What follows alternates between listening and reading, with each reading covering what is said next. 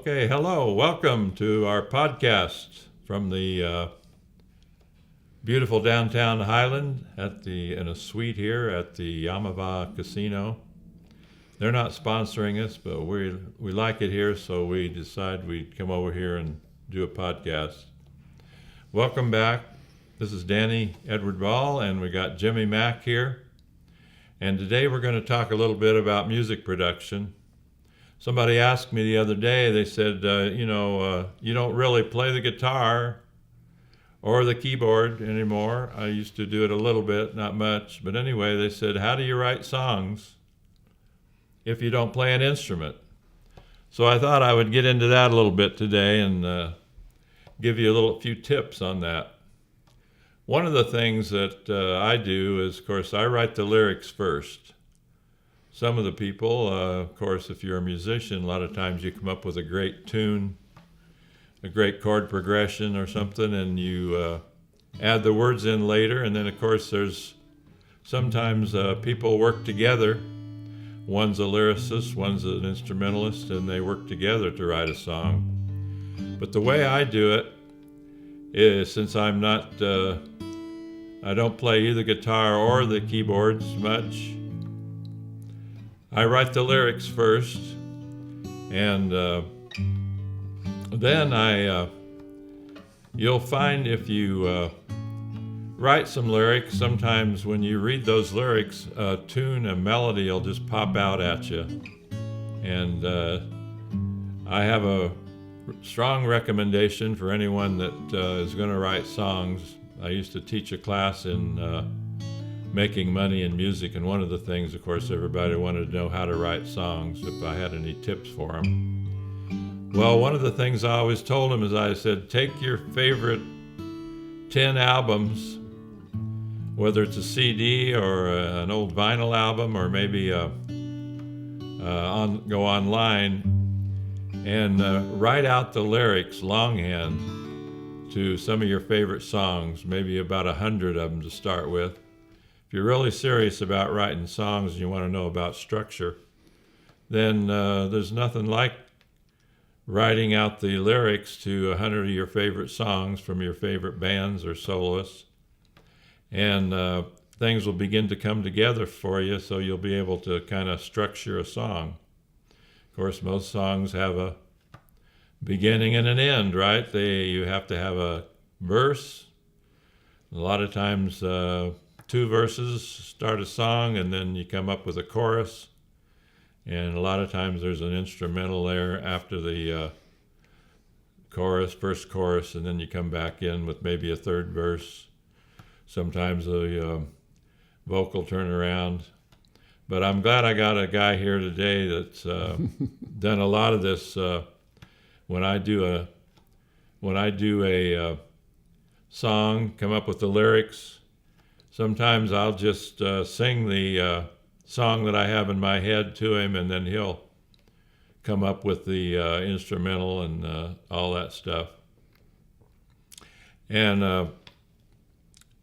the good part about having somebody like Jimmy is if you can find somebody that does everything from he's an engineer, he knows how to program the drums and plays the guitar and keyboards and everything, so he can finalize any song that I write, and doesn't matter whether it's country or gospel or pop. We've been doing songs, all 3 of those genres, and been having a lot of fun with it. And he's here. I'm gonna ask Jimmy to say a few words about what I just told you about the production, how he goes about taking one of my songs and bringing it to life. What do you think? Okay, well, I've been doing music arranging, had recording studios for probably about 40 years. And my clients are people like Danney that are really creative. One of the things that really makes a good start for me, he'll call me in the middle of the night and have one of his new songs, and he'll just sing it on the recording on my phone. And I can hear where he's going. I've been doing this a long time. I can hear where he's going melodically, and it's pretty easy for me to just kind of pick up a chord arrangement. The trickier part is to try to determine the genre and the type of instruments that need to be in there. But Danney and I have been working together for a long time, so I have a pretty good feel for what he likes and what's going to make him happy.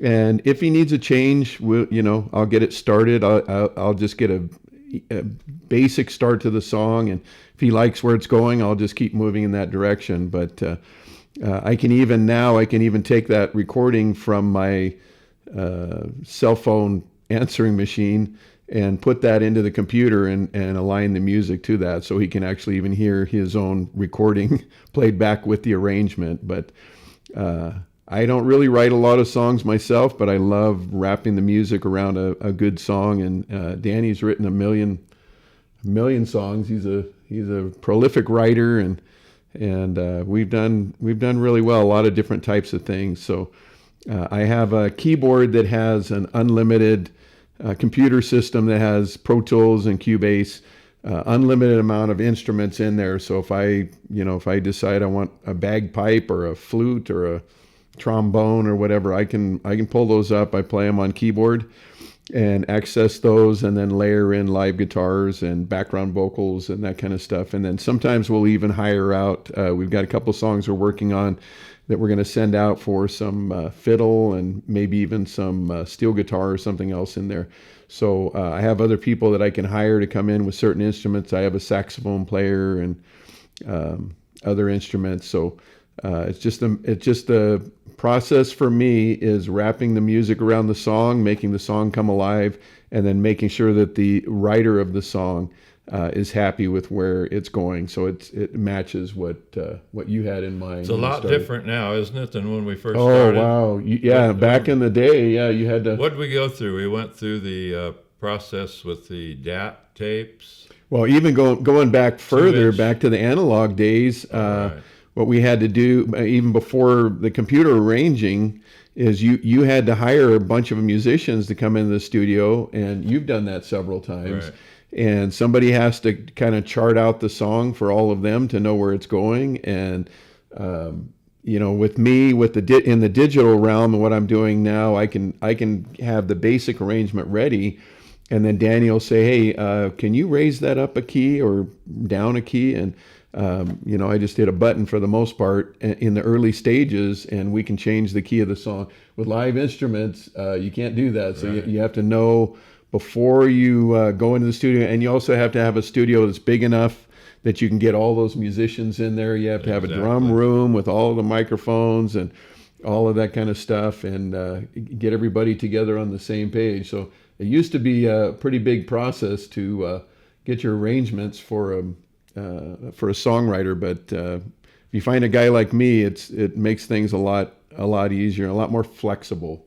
Well, when I first started writing songs and singing songs on tape, the Nashville trips that I took, I used to record at a really good studio down in Nashville, and they did it with 2-inch tape. Of course, it was very expensive to bring those guys in because I had a lot of A players. And if you ever want to listen to some of my earlier music, it's most of it is on online. You can just go to Danney Ball Music on Google, and you'll find out more about me than you'd ever want to know, right? But I think that there's a lot of people out there that want to get into the music business, but they maybe don't play an instrument. They maybe don't play. Of course, the best 2 instruments you can learn how to play would be the guitar or the keyboards. But if you don't want to do that, then you can do it the way I just lined out there for you. And then when it comes to doing the studio work, you'll have to hire somebody and find a studio. But it can get very expensive if you don't find somebody that's multi-talented like Jimmy Mack here is. Now, another thing I wanted to talk about is talent. A lot of people think you have to have an extreme amount of talent, and it's always good if you maybe play an instrument, you're a good vocalist, you're a songwriter, and that's the best way to go if you can do all three of those things. But the thing that I've found is the thing that you need is tenacity, because a lot of people can make it if they really desire it and they're willing to work hard. And another thing that's great, I used to teach in my music seminars, that you can do a lot of different things to make money while you're looking for a career. Saying you want to become a pop star, or you want to make $1 million, get your tunes up there. But anyway, if you're versatile, it really helps.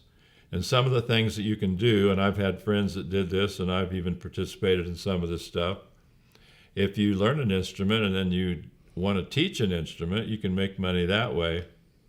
Some of my friends even became booking agents while they were doing their recording and singing songs and forming a band. They would book other talent, bands, DJs, all that kind of stuff. So if you're versatile that way, you can make money while you're trying to become a star, you know what I mean? So what do you have to say about that? What do you think? What else have you done in the past to... I know you've got a band. What kind of band is that you have? I have a bluegrass band. We play for fun. I play multiple instruments, but in the band I play mandolin, banjo, and guitar. Now you also are at a church. You lead music in a church. I direct music in church. Just because of the skills that I have, it would be I go to church anyway, so it'd be kind of a waste for me to just sit in a pew and not do something musically. And because I produce and arrange, I end up being the guy in charge. So I'm an okay singer, not a great singer, but good enough to lead the singing in church. So I do that. And the church I'm at and some of the others I work with also help them build their sound systems and take care of multimedia streaming and all of that kind of stuff, because that's something I know quite a bit about. That's how you can tell if you really want to do music, is if you sit in the audience and you're looking up on that stage and you're thinking, I should be up there. I want to be up there. Yeah. You got to have that. There again, it go back to your hard work and your tenacity. That's the key word. You got to really struggle sometimes, but it's worth it if you really work hard, get up early, make your bed, have your breakfast, and then start working. And I also think there's so many opportunities musically now because of the internet, different ways to get your music out there that you didn't have before. You'd put a demo together and try sending it to a radio station or a record label and hope somebody would sign you and get behind you. Nowadays, you can actually get all that started yourself. Getting a following and getting people to buy your music is the tricky part of the whole thing. But as far as getting your music recorded and getting it out there on the internet for people to see it in different places it's a new industry because of that. But there's just lots more opportunities to do something with your music now with the internet. Exactly. Yeah. Well, we need to pause here for a little commercial, right, Jimmy? I got this brochure here, and it not only talks about our podcast, but it also talks about the two books that I have out now. We're going to be writing a book on music. We're working on that, but right now what we have is we got the book on success. What is it? 340 pages? 450 pages, I think. It's called Escape the Prison You Are In. If you want to be successful, go online on Amazon and get this book. And it's got a lot of good information here on just about everything that you need to know in order to be successful. Lots of real examples of things that people have done to kind of break out of a rut that they're in, and a lot of great ideas for how to move forward and not just feel like your feet are stuck in the mud. But this is a great book, and it uses the analogy of being in prison. So it's like you're stuck. Like even one of the chapters talks about working a job that you don't really like and staying there for a long period of time instead of trying to figure out how to get out of that and do the thing that you really love to do. I used to be a banker, and left that and became a musician. So I made a huge career change in my life, but I did it. And, I'm glad I did because I love what I do. I love working with talented people like Danney and creating the music that I do. But this book is that exact same thing. It's about getting out there and just deciding what you want to do with your life and taking the steps to make it happen. It really describes in detail more how to go about doing it. So what are the processes that you should consider to try to get out of a rut that you might be in? There you go. And then we got the other book. This book is on health. And it's not quite as big as the other one. This is 300 and some pages. Yeah, 370 something. But, you can't do anything in life unless you got health. So it's got a lot on there about how to eat properly, vitamins, exercise, all that kind of stuff. And so if you want to be a musician and you want to make it through life, you got to be healthy. You got to be healthy. Exactly. And this book is about that. It's also available on Amazon. It's called Yes. The Devil is in the Details, the entrails. And entrails, yeah. And that book has everything that you could possibly imagine, from herbs to acupuncture to anything that's out there. And it also gives a lot of warnings of things to stay away from. So I would really suggest that you read that book to see what are the things that really can make you healthy. And for example, both Danney and I, we love turmeric and ginger, and there's a lot of really natural herbs and things like that are very, very good for you that a lot of people don't. I'd never even heard of turmeric, until recently. An amazing herb that you just buy it in powder form. You can mix it in with your food. And I even just read something the other day. It's not in the book, but I read the other day that turmeric is actually good for your dogs.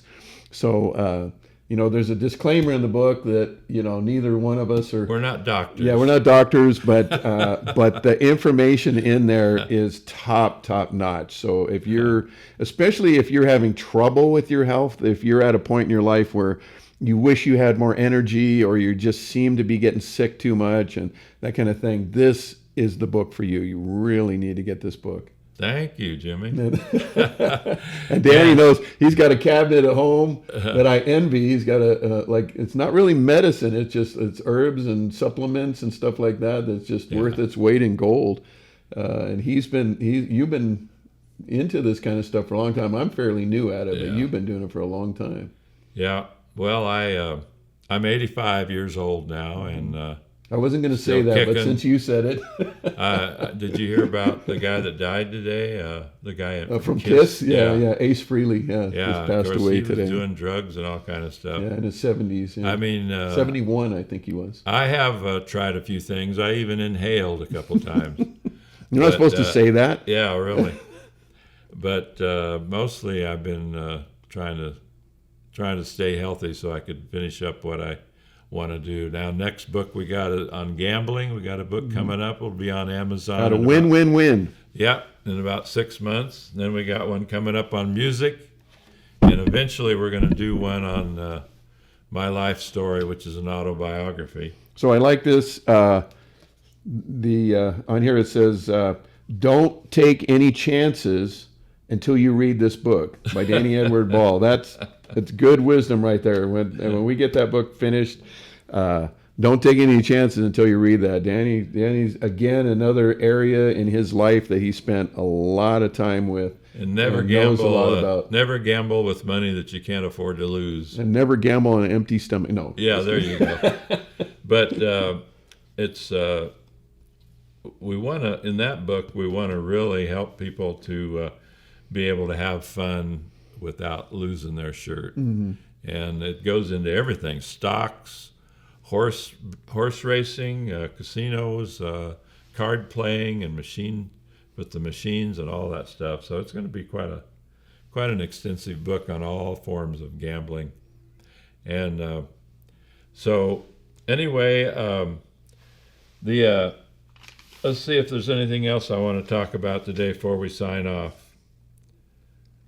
2 things you need to do, though. I wrote this down.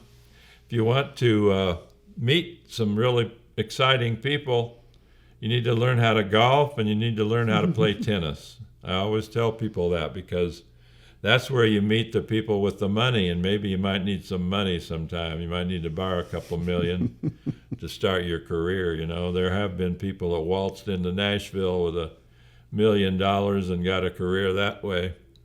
But if you like, to meet people, that's one way to do it. You go walk on a golf course by yourself, and they'll put you in the cart with somebody else, and that somebody else a lot of times is somebody very influential and has a lot of bucks to spend. So that's one of my tips that I'm gonna keep telling people, because I know it works. I know you can meet the most interesting, informative, rich people if you learn how to play tennis and you learn how to play golf. So I guess we'll sign off Good with advice. that for today, and hopefully you'll watch our podcast on down the road. If you want to go back and watch our #1 podcast, we just did that one a week ago, and we're going to continue these probably once a week from now on. So they'll be on YouTube, and you can go back and look at them if you want. So you got any final words, Jimmy? No, just come back and keep watching us here. We've got lots of information, valuable information for you, and come to the website and see all the albums and books that Danney has, and we're going to keep writing them. And I think we got about close to 70 songs now on YouTube. So if you want to go to YouTube, Danney Edward Ball, and listen to some songs, maybe you'll get some tips for your own writing. And we're going to wish you good luck, and we'll say a prayer for you too. We hope that you are successful in your endeavors, and we'll talk to you later on down the trail.